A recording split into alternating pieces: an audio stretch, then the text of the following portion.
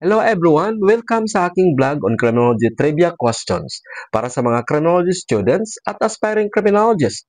Dito natin talakayin ang mahalagang konsepto, teorya at exam-relevant questions para mapalawak ang inyong kaalaman at masubukan ang inyong pag-unawa. Stay tuned, matuto at i-ace ang inyong criminology journey. Huwag kalimutan mag-follow, react, comment, add to favorite at share para laging updated sa mga bagong videos ng aking i-upload. Okay, here we are. Let me share to you the criminology trivia questions for today.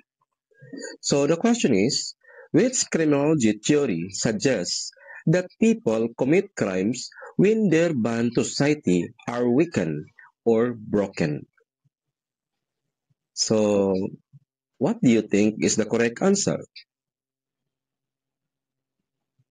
So, of course, the correct answer is social band theory by Travis Hershey.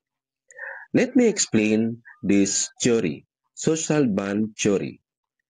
Hershey identified 4 key bonds: attachment, commitment, involvement, and belief that prevent people from committing crimes. So when this bond weaken, so the likelihood of criminal behavior increases.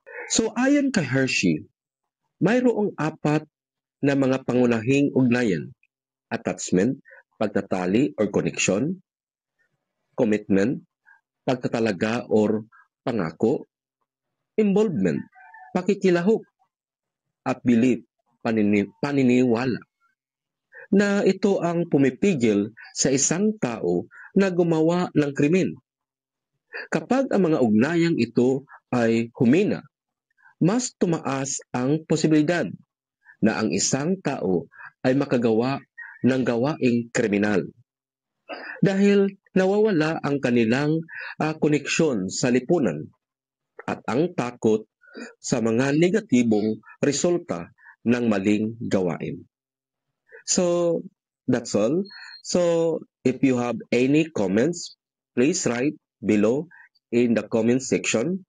So, don't forget also to follow, react, and add to favorites at mag-share para lagi tayong updated sa mga bagong videos na aking i-upload.